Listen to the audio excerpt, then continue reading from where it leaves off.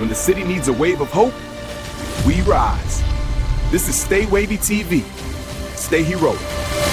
Stay wavy. Gunn has finally responded to all of the criticism that he has gotten for the Superman movie. Also, he's gotten some criticism for Peacemaker. Many people were not satisfied with the last season of Peacemaker and how things ended. So let's get into what James Gunn had to say about this. So it says, James Gunn perfectly explains why his approach to DC characters can't please everyone. Okay, he discussed on social media what influences people see certain depictions of DC heroes as the ultimate versions of them, thus breaking down why his vision for the DCU can't please everyone. A never-ending conversation regarding superhero movies is how comic accurate they are in terms of both aesthetics and story. Comic books and films are different mediums, and so not everything that works on a printed page may necessarily translate well to a live-action adaptation. Sometimes significant changes to a character can be beneficial.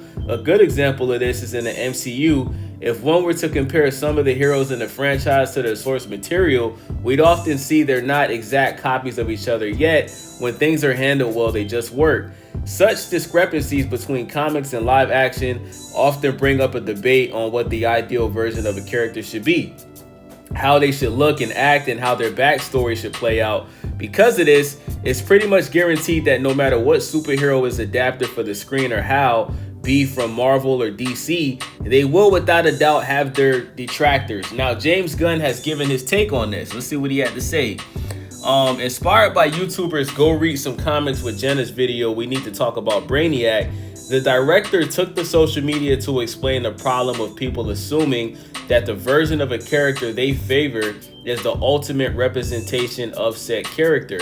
In getting his point across, the director laid out why it's impossible for his vision to please everyone, and he shouldn't focus on that. Great, yes, the Brainiac stuff is cool. Don't read too much into that part of me reposting. But what I love is YouTuber Go Read Some Comics with Jenna talking about fandom flanderization and how many fans should believe some aspect of a character is the only true version, usually dependent on when they first come upon the stories. Think yellow oval Batman's chest, all-powerful Superman, Wonder Woman made from clay, and how that potentially diminishes our enjoyment of stories outside of what we expect. And there it is, a perfect perspective on the dilemma of delivering on adaptation that will please everyone. As James Gunn is fully aware of, his vision will never be able to connect with every single person in the audience, and neither he nor any other filmmaker should strive to achieve such an outcome. It's true. That's impossible, guys, right? Like, most people, if the first Spider-Man movie that you saw is the Spider-Man with Tobey Maguire, there's no other new Spider-Man movie that can come out that can change your mind from that being your favorite Spider-Man, right? That's my favorite Spider-Man, the one with Tobey Maguire. But I noticed with the younger generation, their favorite Spider-Man is Tom Holland, right? Because that's probably the first Spider-Man movie that they saw as a kid, you know? Some people like myself prefer Man of Steel over James Gunn's Soy Boy Superman because I just think the movie was overall better. I think they had a better actor playing Superman. I think the flying scenes were better. You know, it was just so many. The movie just was overall better than James Gunn's Superman, in my opinion. So because doing so would not lead to the best results, right? So going back to the MCU, when Iron Man was announced, a common argument about the project was its perceived futility. After all, who'd pay to see it? Marvel, in turn, turned those conversations out. The studio didn't wait for audiences to say what they wanted. It showed them what they were going to like. If the studio had paid attention to the noise, Iron Man would have never come out, and things would look a whole lot different for the superhero genre. This is the strategy the DCU should employ, with the understanding that the people aggressively insisting on how the DCU should be handled or opposing every decision being made for the sake of hurting the franchise are a minority in the grand scheme of things. Are they vocal? Yes. But so is any other fandom. The truth is, superhero fandoms are simply not large enough to carry comic books projects to profitability. That comes from the general audience, the people who for the most part still think Superman will appear in Avengers Doomsday and that Tobey Maguire and Tom Holland are playing the same Peter Parker. And the best part about the side of the audience they're largely unaware of any sort of online discourse. Ultimately, the only deciding factor in the fate of the DCU is the interest of general viewers, not the Instagram comment expressing their dislike about Batman not having a blue and gray costume. Keep in mind, that doesn't mean to close off and ignore any little bit of constructive criticism. There's a big difference between people wanting to complain for the sake of it and people who actually have something to say. Whether that's about their hopes for the future of the DCU or potential concerns they might have about the franchise, it's easy to tell the two groups apart, as those with legitimate desire to share their thoughts will never do it in a malicious way. No, the DCU won't win absolutely everyone over, but that's okay, because it's what every single movie franchise experiences. James Gunn is a very smart creative, and there's something that I specifically appreciate about him: his talent to recognize the potential for oddly specific additions that enhance scenes in the most random of ways. An example that comes to mind is Guardians of the Galaxy Volume 3. At one point, the Space Holes have the infiltrate Orgo Corp, where they meet a character played by Nathan Fillion who makes a joke about nepotism. The joke is so short but written so well and delivered so perfectly that it elevates the whole scene. It's a rare freaking skill, and examples like that can be found all throughout his bodies of work. Look, I'm not trying to kiss up here, but James Gunn is a talented dude. That's a fact. He's also a powerhouse in the industry. Go look up the amount of people in Hollywood with the kind of power and freedom he has. Go ahead, I'll wait. No, seriously, do it. Did you find more than 20? No, right? Why do I bring this up? To point out that Gunn is smart, successful, and to top things off, he has an entire superhero universe at his disposal, which also happens to be one of the best storytelling playgrounds in entertainment. He shouldn't zero in on 3 people complaining about Superman's crotch not having the right shade of red. It would be it would be absurd. He can tune that out completely while still being receptive to constructive criticism. To take the DCU to heights it can be reached if handled correctly.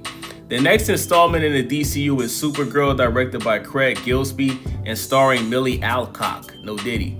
Will fly in the theaters June 26 of 2026. Listen, man. I think that the criticism that James Gunn has been getting, listen. Of course, James Gunn's Superman is going to be different than Zack Snyder's Superman, right? They're 2 complete different directors with 2 complete different ideas, right? That's totally normal. But the criticisms that we have for James Gunn's Superman, they're valid, right?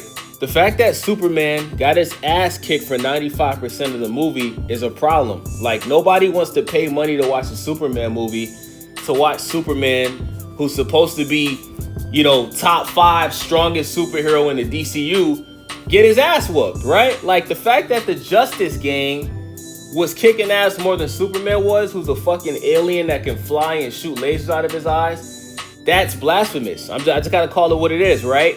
Number 2, Superman was skinny, okay? How are you Superman, this super strong alien, and you don't have any muscles, bruh? You look at every depiction of Superman in the comics, the animated series, Superman was always brolic, okay? This Superman looked like he was vegan, okay? All right? So to homeboy that wrote this article that I just read to y'all, he's obviously a James Gunn fan, and he's kissing butt, okay? I'm just gonna call it what it is, homie. You're kissing butt. You're not being honest. You know what I'm saying? The ending of Peacemaker season 2 is trash. Let's just call it what it is. It was trash. The fact that they're not doing the season 3 just goes to show that people lost interest in the show, okay? It just, people lost interest. It was a failure. Let's call it what it is. Season 1 was good. Season 2 was okay, but the ending was trash, okay? Now, I'll tell you this. I'm looking forward to James Gunn's Batman Brave and the Bold, okay? Because I didn't like the Batman. The Batman that came out in 2022, I hated it, okay? I've seen so many people praise that movie.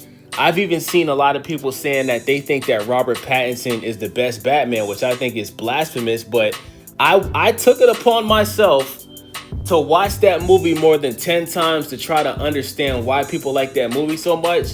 And I swear to God, every time I watch the movie, I hate it more, okay? I don't think it's a good movie, okay? I think it's actually the worst Batman movie I've ever seen.